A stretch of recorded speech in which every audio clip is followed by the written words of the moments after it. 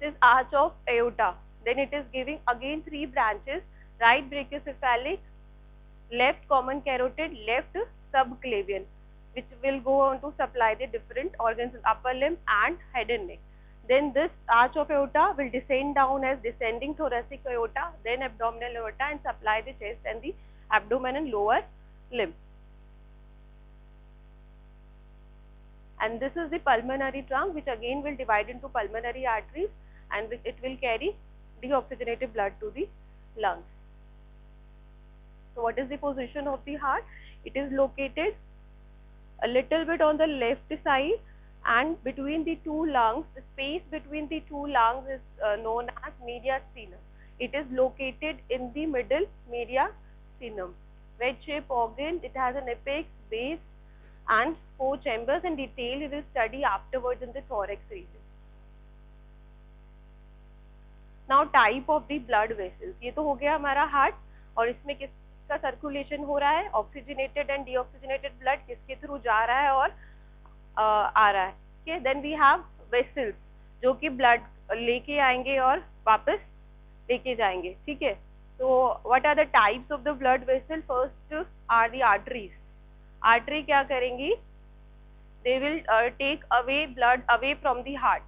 Okay, basically they are carrying oxygenated blood away from the heart, except pulmonary artery, which carries deoxygenated blood away from the heart to the lungs. Also one exception is there, umbilical artery in the fetus also carries deoxygenated blood. So there are 2 exceptions, pulmonary artery and umbilical arteries. There are 2 umbilical artery and 1 umbilical vein in umbilical cord.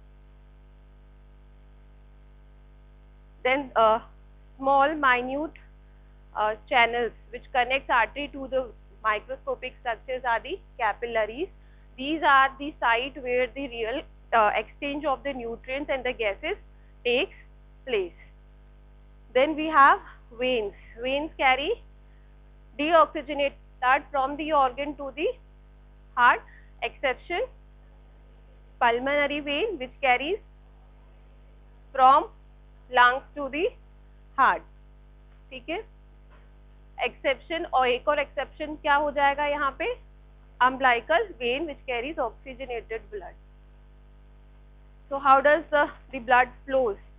Arteries जो है they will carry the essential nutrients, hormones, है ना, towards the organ. So they will keep on dividing. They divide like a tree. Tree जैसे branches देता है वैसे ही artery है, it will keep on dividing and give branches. Okay, so it will divide like सबसे पहले aorta जो है it is an elastic artery. Large arteries are the elastic arteries. Then they will divide into the medium sized muscular arteries.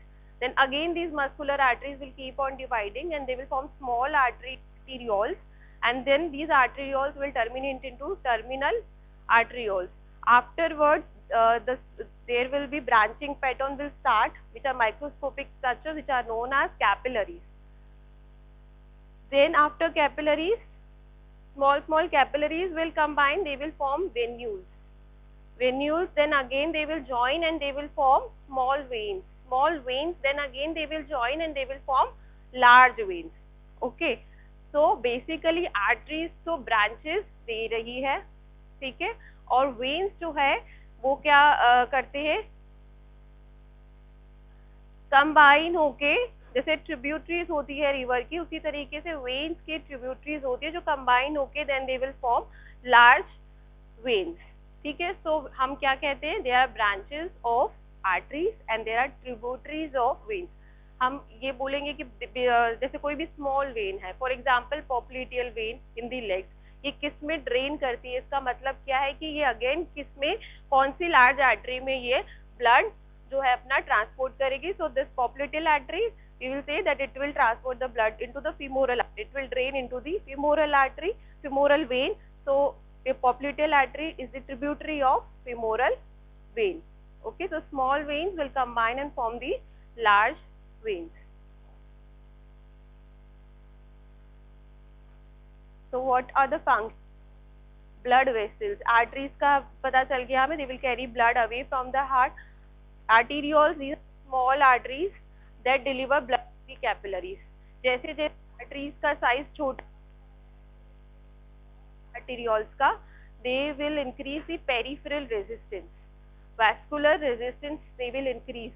और जैसे blood flow होता है, जितना resistance increase होगा उतना pressure increase होगा. So basically it helps in maintaining the blood pressure. तो जैसे जैसे constriction होता जाएगा, lumen छोटा होता जाएगा, वैसे वैसे vascular resistance increase होता जाएगा. ठीक है, तो को और ज़्यादा पुश करना पड़ेगा flow होने के लिए. Then we have capillaries, involved vessels, allow exchange of the nutrients through and fro. Then we have venules and veins. सबसे पहले आर्टरी. अभी तो स्टार्ट ही किया, अभी से नींद आने लग गई है तुमको. सोए नहीं हो रात को तुम? इतने सिंपल चैप्टर में नींद आ रही है तो आगे क्या होगा आपका? तो हमें इतना समझ में आ गया कि आर्टरी का फिजियोलॉजिकल फंक्शन क्या है और आर्टरी कैसे ब्रांच कर रही है. ठीक है, तो इसका मेन स्ट्रक्चर जो है वो कैसा होता है, जो माइक्रोस्कोपिकली दिखेगा हमें. तो इसके क्या होते हैं, लेयर्स होती है. Inner most layer of the artery is tunica intima. Then the middle layer is tunica media and outer layer is tunica externa और adventitia. Now inner layer tunica intima जो है, it is made up of endothelium which has a simple squamous epithelium. आप histology में पढ़ोगे, जहाँ word endothelium mesothelium आता है तो वहाँ पे epithelium कैसी होती है, simple squamous epithelium. So innermost layer tunica intima, it is lined by the endothelium, यानी कि जो lumen है it is surrounded by the endothelium. Then this endothelium is supported by the endothelial tissue, and then it is differentiated from the tunica media by again another layer which is tunica internal elastic lamina. tunica intima और media के बीच में arteries के अंदर क्या होगा, internal elastic lamina. ठीक है, then अपनी tunica media layer start होती है. tunica media जो है इसके अंदर दो टाइप के सेल्स होते हैं. स्मूथ मसल सेल्स होंगे जो आर्टरी का कॉन्स्ट्रिक्शन में हेल्प करेंगे. ठीक है, और इसके अंदर इलास्टिक फाइबर्स होंगे. Smooth muscle fibres and elastic fibres are present in the tunica media, and depending upon what type of vessel it is, इनका जो क्या बोलेंगे हम, इनका जो कंपोनेंट है, मतलब कितना इलास्टिक फाइबर्स प्रेजेंट होगा, कितना स्मूथ मसल प्रेजेंट होगा, it depends upon the structure. For example अगर इलास्टिक आर्टरी है तो उसमें इलास्टिक फाइबर्स ज्यादा होंगे ट्यूनिका मीडिया में. अगर मस्कुलर आर्टरी है तो इलास्टिक फाइबर्स कम होंगे और स्मूथ मसल्स ज्यादा होंगे. ठीक है, तो ट्यूनिका मीडिया के अंदर क्या होगा, smooth muscles and elastic fibres. Then again tunica media is lined by the external elastic lamina. Then the last outer layer is tunica adventitia, which again has collagenous fibers and elastic fibers. Fibroelastic tissue outermost layer में present होता है in the tunica adventitia, which is the outermost layer. और यहाँ पे क्योंकि artery खुद तो nutrient supply कर रही है, पर आर्टरी को भी क्या चाहिए, न्यूट्रिएंट की जरूरत है, ब्लड सप्लाई की जरूरत है. तो ब्लड सप्लाई जो होती है आर्टरी को, it is known as vasa vasorum. Vessels को ब्लड सप्लाई हो रही है, that is known as vasa vasorum. So vasa vasorum जो है blood vessels, minute blood vessels which are supplying arteries, these are present in the tunica adventitia. They supply tunica adventitia and the outer layer of tunica media. tunica intima and inner layer of tunica media जो है वो कहाँ से supply लेंगे, nutrients कहाँ से आएंगे, मैंने बोला सिंपल स्क्वैमस एपिथेलियम है. So by diffusion they absorb the nutrients from blood cells. There is no supply from the vasa vasorum to the inner lining of the blood vessels. Okay, so what is the basic structure of the artery? It is made up of three layers: tunica intima, tunica media and tunica externa. Tunica intima is again made up of endothelium, subendothelial tissue, internal elastic lamina. Then tunica media is made up of smooth muscle cells and elastic fibers, and tunica adventitia is made up of collagen fibers and elastic fibers, जिसमें depend करता है कि कौन सा component ज्यादा है, depending upon what kind of blood vessel it is. ये सारा जो फ्रेमवर्क देख रहे हो ये किसका है, arteries and the branching pattern of the arteries. Main जो इलास्टिक आर्टरी है, then it will keep on dividing, then it will form muscular arteries, then muscular arteries again they will divide into the keep on dividing until they form arterioles, then arterioles will again continue into the capillaries.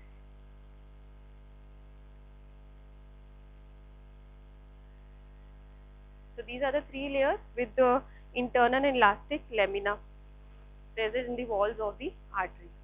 Now type of artery, there is elastic or the large artery. जो भी large artery है, they are the elastic arteries. So if someone asks you what are the example of elastic artery, क्या बोल सकते हो आप? Aorta, aorta की जो branches हैं main, subclavian, common carotid, brachiocephalic, these all are large arteries. ठीक है. Then medium size arteries जो muscles को supply करती है, like radial artery, ulnar artery, popliteal artery, these are the muscular medium size arteries. So these are muscular distributing or medium sized arteries, branches like femoral, brachial, radial, ulnar, axillary arteries, carotid arteries, these are the muscular arteries. Arterioles, then they will divide into terminal arterioles. The branching pattern of terminal arterioles gives meta arterioles. These are basically smaller branches, minute branches of the arteries.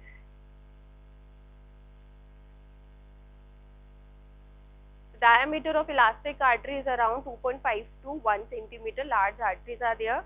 They pass the blood from the heart to the periphery. So high elastic content dampens the surge of the pressure. जितना elastic content होगा उतना वो क्या करेगा, blood जो है उसको dampen, slow करेगा उसके flow को. Arteries में pressure जो है वो ज़्यादा रहता है as compared to veins. Muscular arteries के अंदर क्या रहेगा, smooth muscles सेल्स जो है वो ज्यादा होंगे as compare to elastic. Internal and external elastic lamina की जो मैंने बात करी है वो किसमें ज्यादा हो, किसमें प्रोमिनेंट होगा, मस्कुलर आर्टरीज में. जो भी अभी हिस्टोलॉजिकल फीचर्स बताए हैं वो सबसे अच्छे जो है वो मस्कुलर आर्टरीज में दिखेंगे. ठीक है. Prominent internal and external elastic lamina दिखेगा मस्कुलर आर्टरीज में. डायमीटर इनका छोटा होगा as compare to elastic arteries. It varies from 1 mm to 10 mm. Then minute branches of the arteries. Basically जो कुछ इसके ये पॉइंट्स हैं, इतना कोई नहीं पूछेगा कितना डायमीटर, पर आपको एक रेंज पता होनी चाहिए कि लार्ज आर्टरीज ऑब्वियसली डायमीटर जो है उनका अराउंड 1 सेंटीमीटर होगा. आर्टरीज छोटे हैं थोड़े तो इनका डायमीटर जो है वो बहुत कम होता जाएगा, मतलब mm से भी वो फिर माइक्रोन में आ जाएगा. 0.5 mm to 10 micron. Then larger arteries possess all the three tunics. Diameter larger arterioles. Then diameter of arterioles are controlled by the local factors in the tissues. Sympathetic nervous system. Diameter का मतलब क्या है इसमें, constriction and vasodilatation जो periphery पे होगा, it will be controlled by the autonomic, that is sympathetic fibers that are supplying, and also to the tissue it is supplying. ठीक है. So basically जो ये पूरा इसका constriction and vasodilatation is under autonomic nervous control. ये सब मैं बता चुकी हूँ. Capillaries, smallest blood vessels, then their diameters are then below 5 micron, range from the 8 to 10 micron, average is 5 micron, below 5 micron. Then site specific functions क्या क्या है ये अब आप खुद बता सकते हैं कि यहाँ पे क्या होगा, एक्सचेंज होगा किस चीज का, nutrients exchange, gaseous exchange, metabolites exchange होंगे.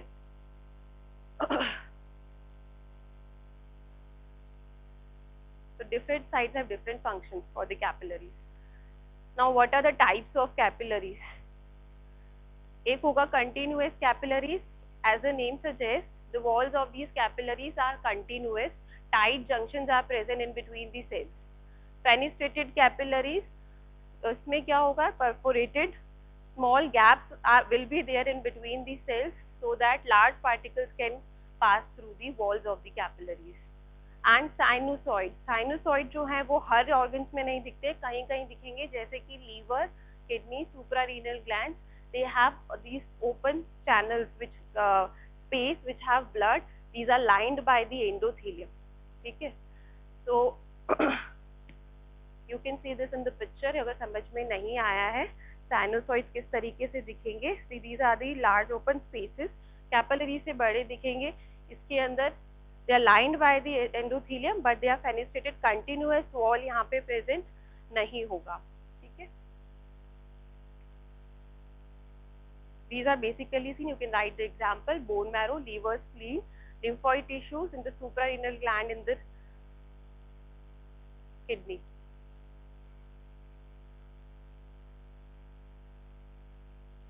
Basically sinusoids, then capillaries or the cavernous, these are the spaces जहाँ पर फाइनली ब्लड जो है वो जा रहा है, एक्सचेंज हो रहा है वहाँ पे कुछ, और फिर वो कंटिन्यूस कर रहा है वेन्स के अंदर. ये याद रखना है कि एक कनेक्टिंग मीडियम है between arteries and veins. Arteries क्या कर रही है, खाना लेके आ रही है, जैसे समझ सकते हैं. कैपिलरीज से वो एक्सचेंज हो गया है और जो बचा हुआ है वो वापस आ गया, और फिर वापस वो किससे कनेक्ट हो जाता है, वेन से, और वेन्स क्या कर रहा है, वो मेटाबोलाइट्स वापस ड्रेन कर रहा है.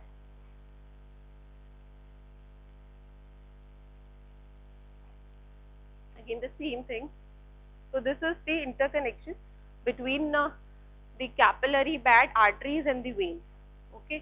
Now जहाँ पर ये arterioles capillaries के अंदर जा रही हैं, so there are pre-capillary sphincters. So they basically control the flow of the blood into the capillary bed. अगर स्फिंक्टर क्लोज हो जाएगा यहाँ पे तो क्या होगा, एक शंटिंग मैकेनिज्म स्टार्ट होता है जहाँ से ब्लड जो है एक चैनल से डायरेक्ट यहाँ जा रहा है, कैपिलरी बेड के अंदर नहीं जा रहा है, ठीक है. Now this shunting mechanism is known as anastomosis, जो कि हम आगे पढ़ेंगे. Now structure of when.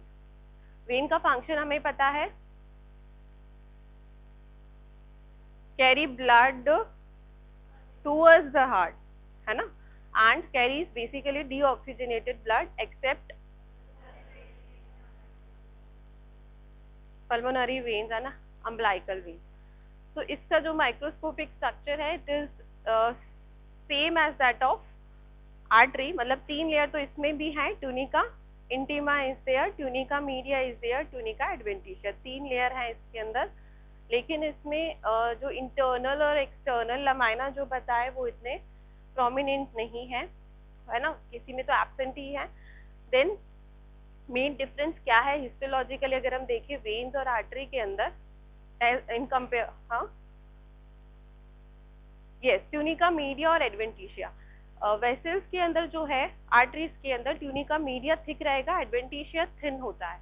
लेकिन वेन्स के अंदर एडवेंटिशिया की थिकनेस ज्यादा होती है, ठीक है, और मीडिया की थिकनेस कम होती है. इन veins tunica adventitia is thicker as compared to tunica media. In artery media is thicker. So अगर हम दोनों का कंपैरिजन करें आर्टरी और वेन का, तो एडवेंटिशिया थिक किस में होगा, वेन के अंदर. उसके अलावा आर्टरी और वेन में क्या डिफरेंस होता है, हाउ यू विल आइडेंटिफाई. तुम बाहर निकल जाओ, get out from my class, stand up. Yes, अपने शुभ चरण उठाइए, साथ में लेके जाइए, गो. और जाके पैरासिटामोल ले लो, हेडेक हो रहा है तो जाओ.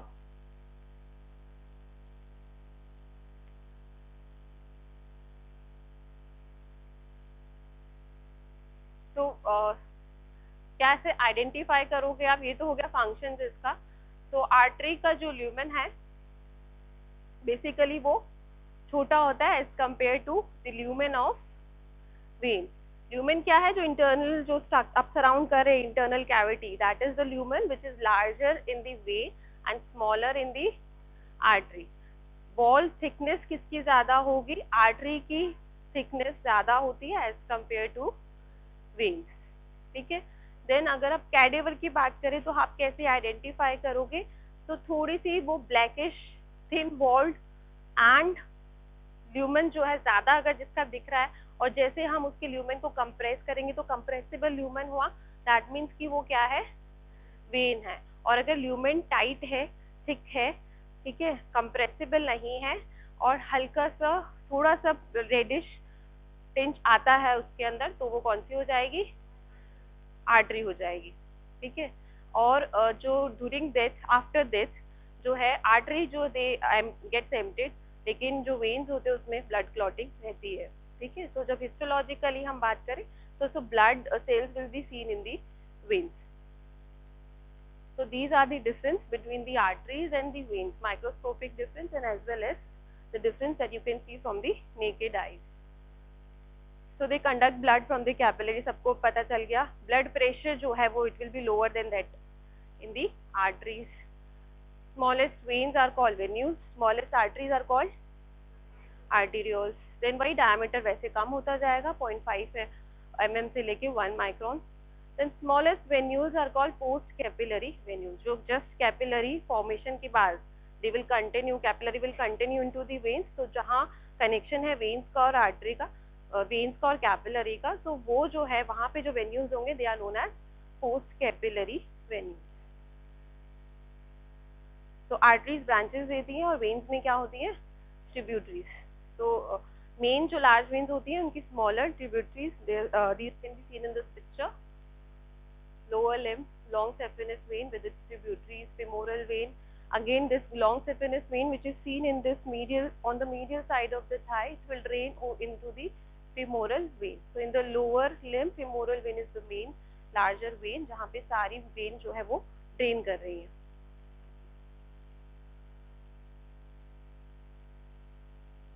Not prominent elastic lamina, ठीक है.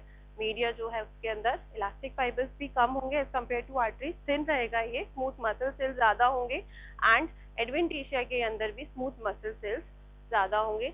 अब वेन जो है वो ब्लड कहाँ लेके जा रहा है? Towards the heart. ठीक है.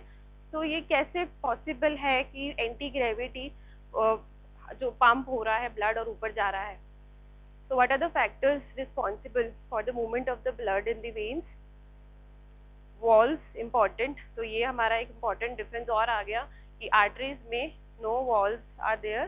Veins के अंदर there are small slabs which are present, basically more in the lower limb, क्योंकि वहाँ पे anti gravity pull जो हमें ज़्यादा चाहिए, तो walls are there more in number in the lower limb, which prevents the regurgitation or backward flow of the blood and they maintain the unidirectional flow of the blood. ठीक है. So first हो गया अपना wall. Second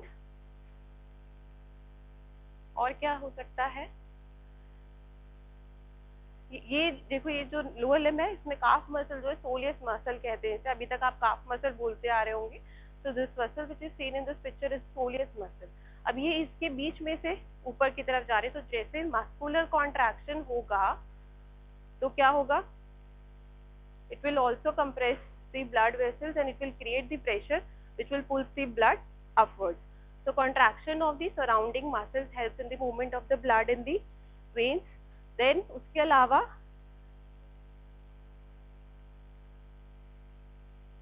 yes, तो क्या होता है heart thoracic में? क्या होगा? Negative intrathoracic pressure. Yes, sucking. So intrathoracic pressure also sucks the blood upwards towards the heart. Then यहाँ पे क्या है? एक तो muscles आ गई. Tight sleevings of deep fascia is also there, which compress these vessels, okay, against their walls. So deep fascia, and one factor is also there.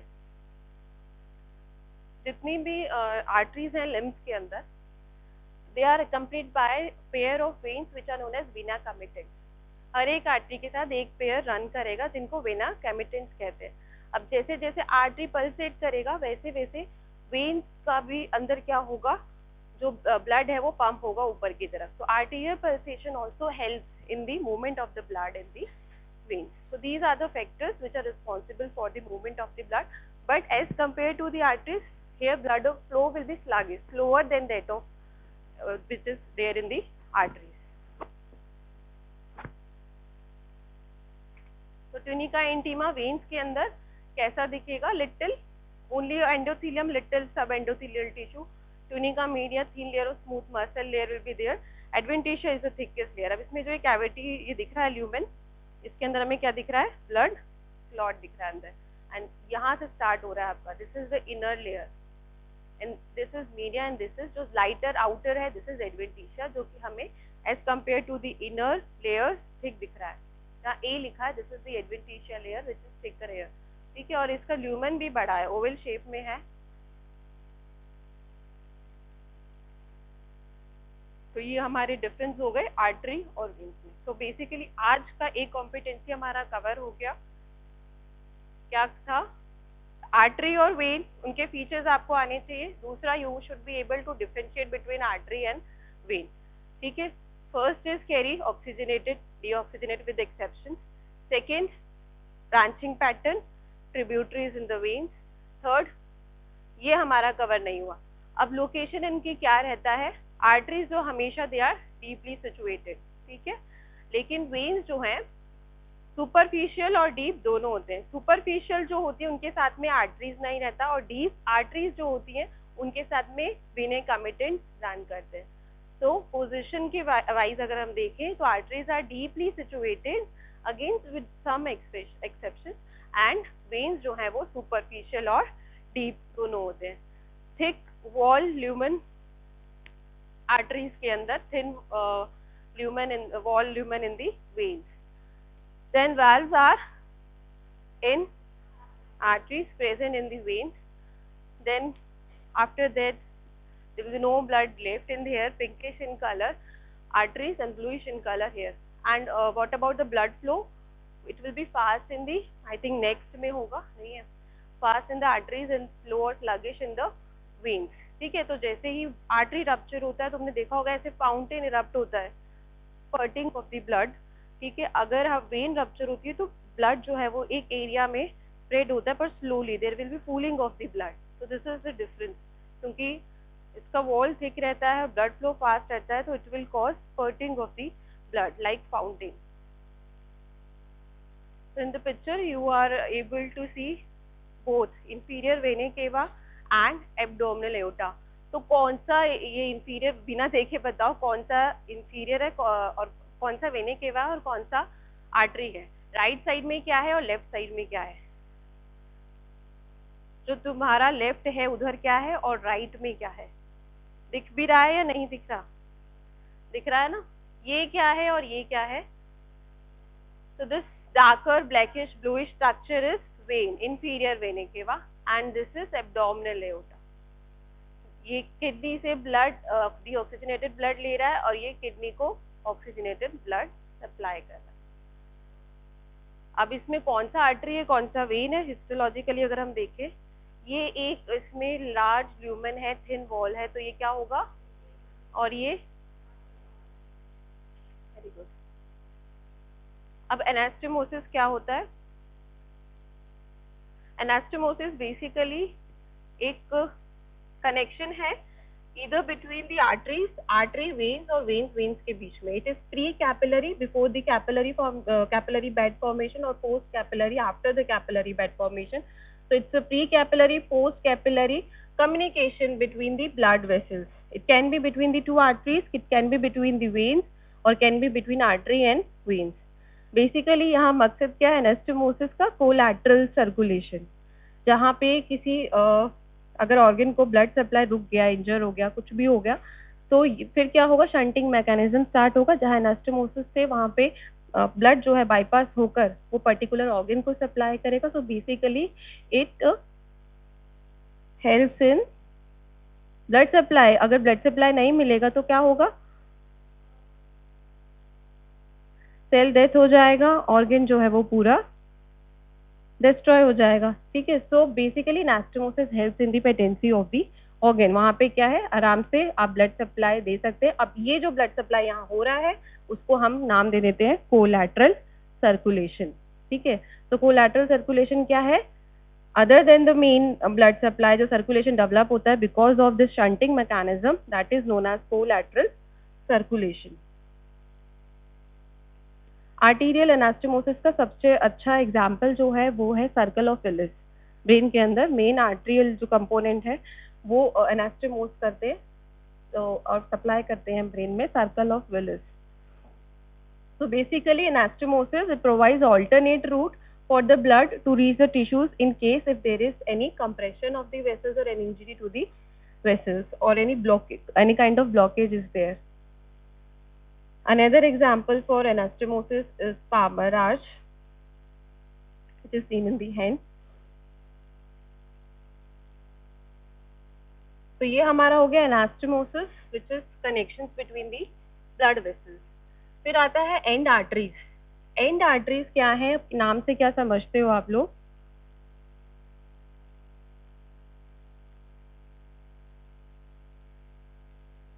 Divide नहीं हो रही, पर खड़े होके बोलो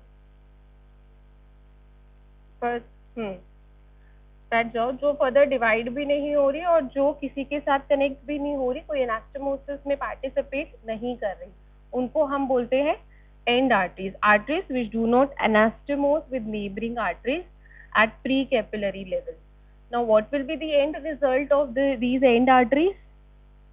No anastomosis, then there is no bypass of the blood, no collateral circulation. In case of the blockage of these arteries or rupture of these arteries, there will be no blood supply to the organ they are supplying, to the tissues they are supplying, so that will result into the damage to the particular tissue or organ.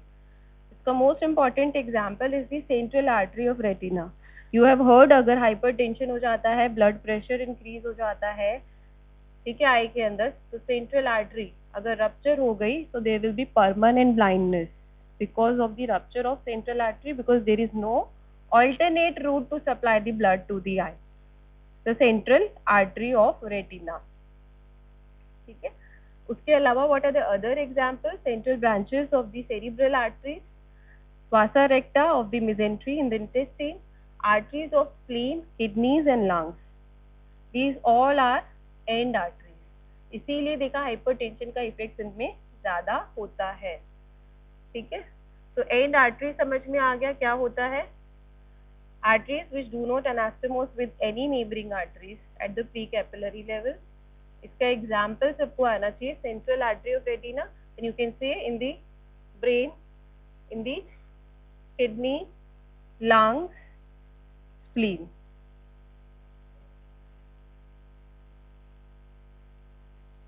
This is the example of venous anastomosis in the foot, dorsal venous arches which are formed. Arteriovenous anastomosis हमें कहाँ का दिखेगा? What are the sites? Tip of the nose, year के अंदर, finger tips के अंदर, nail beds के अंदर आर्टेरियोवेनस एनास्टोमोसिस। आर्टेरियल एनास्टोमोसिस का एग्जांपल बताया था circle of Willis, palmar arches. Foot के अंदर dorsal venous arch, venous vein का एनास्टोमोसिस हो रहा है आपस में, and this is AV anastomosis between artery and veins. Now type of circulation. जब क्लास स्टार्ट हुआ था, दो सर्कुलेशन आपने बताया, सिस्टमिक सर्कुलेशन एंड पल्मोनरी। तो यहाँ हमारा एक कॉम्पिटेंसी और अचीव हो गया, that you know about systemic and pulmonary circulation and you know about the route of these circulation. Yes, सबको पता है सिस्टमिक क्या है? अभी बताया था आपने, लेफ्ट टू राइट एट्रियम, है ना। Pulmonary from right ventricle to left atrium, ठीक है। नाउ पोर्टल एनास्टोमोसिस, ये क्या है? पोर्टल एनास्टोमोसिस किसी को आता है? एनास्टोमोसिस नहीं, पोर्टल सर्कुलेशन, ये किसी को आता है? कोई भी हाथ खड़ा करो ऊपर, stand up and answer. Yes,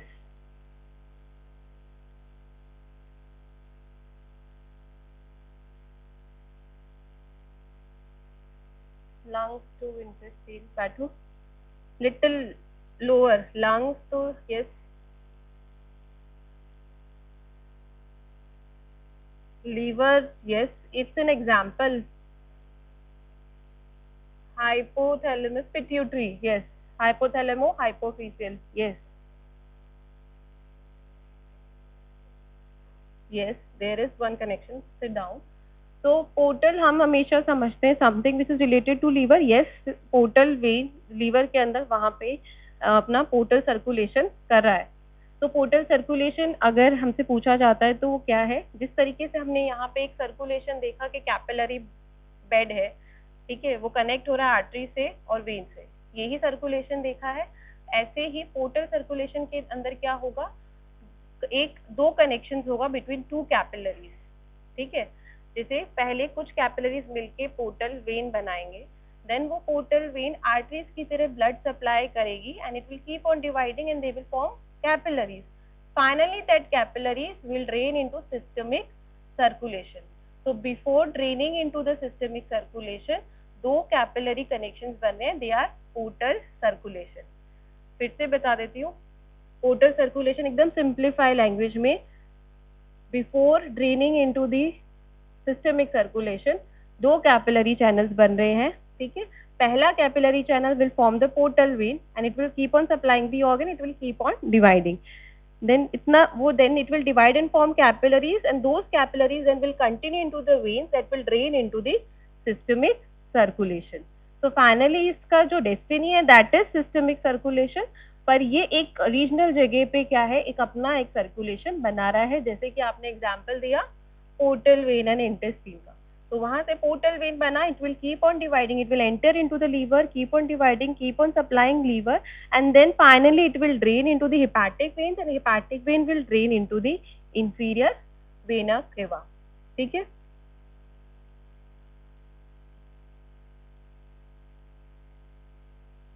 ये तो हमारा हो गया systemic and pulmonary circulation. Now portal circulation through the portal vein. So the vein present between two sets of capillaries is called as portal vein. एक set of capillaries तो vein बना, तो बीच में जो component है that is the portal vein. ठीक है. So it is the connection between two set of capillaries. It carries blood from one location in the body to another without passing through the heart. Directly वहां से blood लिया, जैसे कि portal vein जो है वो लीवर में enter किया और लीवर में इसने सप्लाई किया. 80% of the blood in the liver is supplied by the portal vein. Then again the blood will be drain into the systemic circulation. Now sites are liver, kidney, anal canal, hypophysis cerebri जो यहाँ पे किसी ने अभी बोला था, हाइपोथैलेमो हाइपोफिसियल portal system बनता है पिट्यूटरी में जो उसको ब्लड सप्लाई करता है. ठीक है. तो this is the another kind of circulation, blood circulation. अगर हम इसको पिक्चर देख के समझना चाहें तो there are two sets of capillaries formed over here, और बीच में जो स्ट्रक्चर बन रहा है वो क्या होगा, पोर्टल वेन. यस.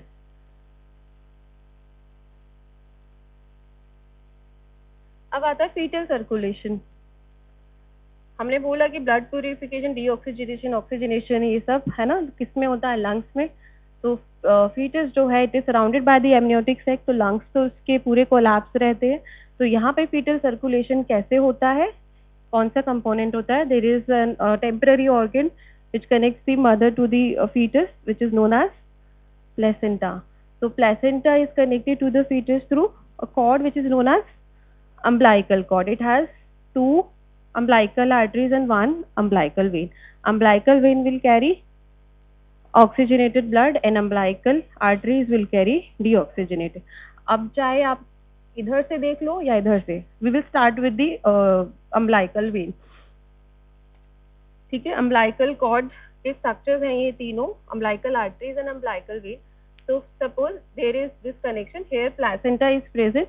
placenta क्या कर रहा है, blood purification करके दे रहा है, इसको nutrients दे रहा है, जो भी requirement it is going through the placenta into the umbilical vein. Now from here this umbilical vein, the blood will pass through this ductus venosus. This is the first shunt. Shunt क्या है, एक passage है which allows the flow of the blood. ठीक है. So first shunt over here is this ductus venosus, which allows the blood pass through the umbilical vein into the inferior vena cava. ठीक है. inferior vena cava के अंदर blood आ गया, बाकी भी blood inferior vena केवा में जा रहा है. So there is a bilaminar flow of the blood, oxygenated and deoxygenated. अब ये ब्लड ऊपर जाएगा और कहाँ जाएगा, इंफीरियर वेना केवा कहाँ ओपन हो रहा है, राइट एट्रियम. अब राइट एट्रियम के बाद में जो ब्लड है वो डायरेक्टली किसमें चला जाएगा, लेफ्ट एट्रियम में through foramen ovale. There is an opening over here जो आफ्टर बर्थ वो बंद हो जाता है, फोरामेन ओवेन. तो कुछ ब्लड कहाँ आ जाएगा अपना, लेफ्ट एट्रियम में. लेफ्ट एट्रियम से so again one second shunt is there which is foramen ovale. वहां से ब्लड आया अपना नीचे इधर ventricle, ventricle से it will pass through the aorta. So larger part will be supplied to the this arch of aorta and the upper part, upper extremity and head and neck.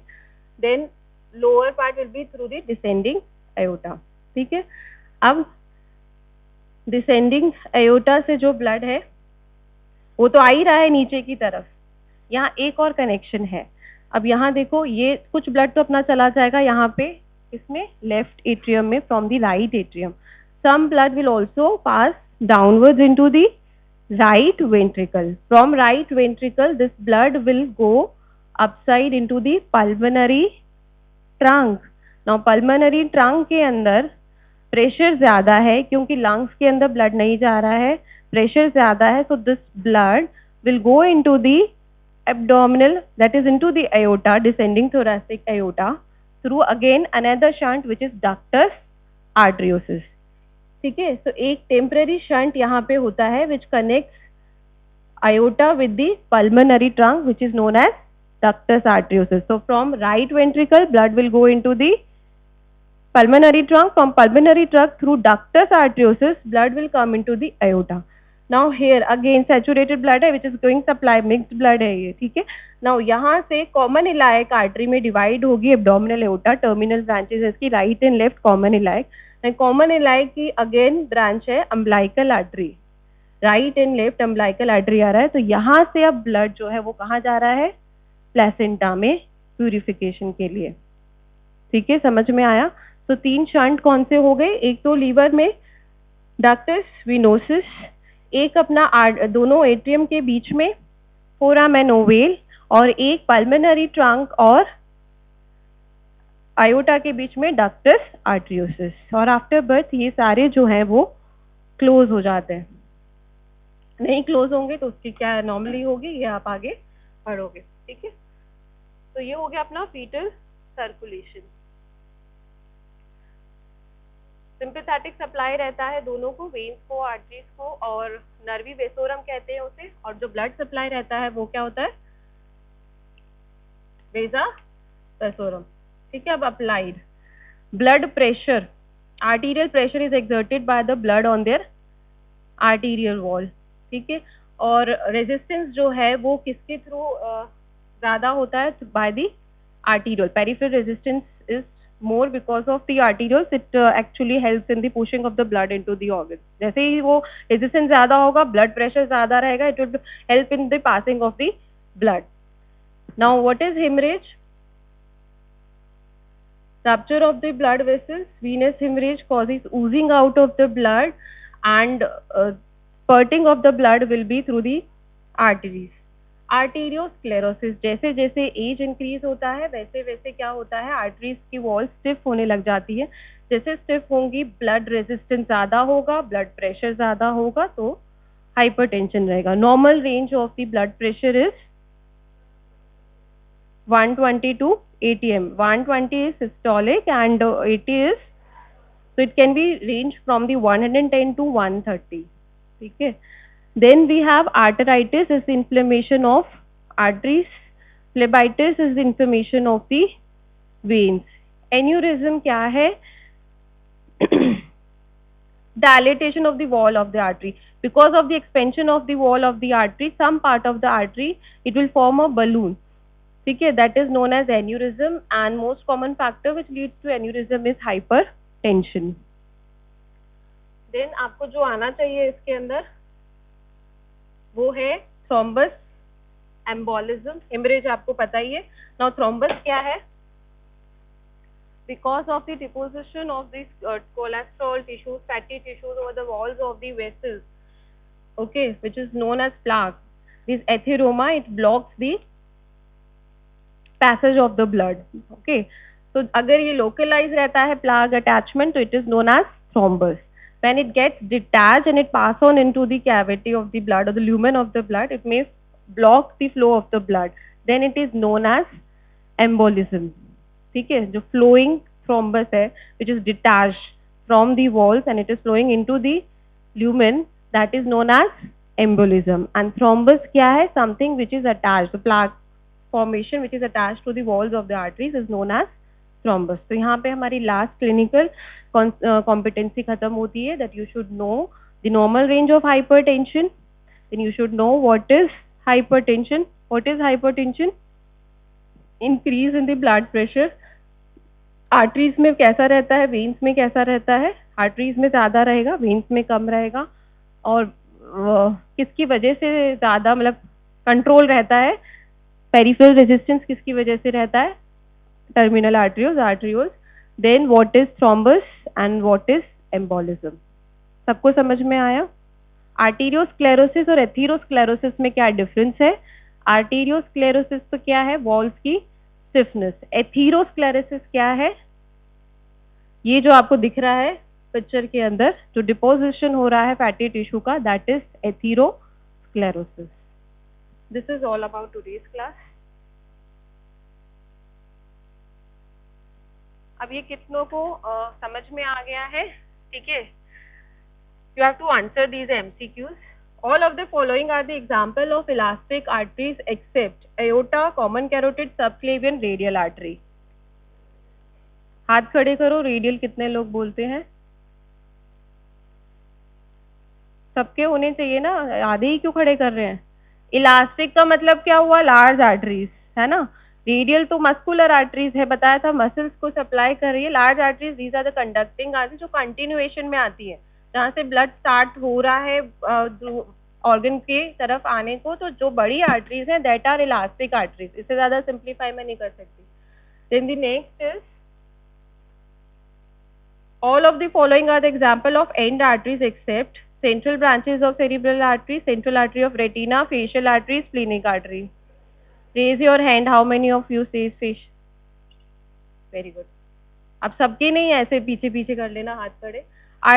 Arteriovenous anastomosis are found at all of the following site except arteriovenous, skin of lips, erectile tissue of penis, thyroid gland and liver.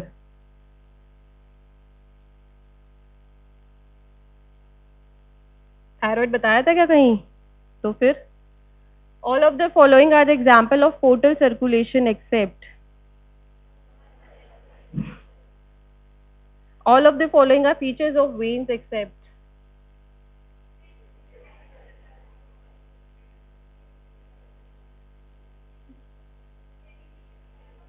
thin क्या?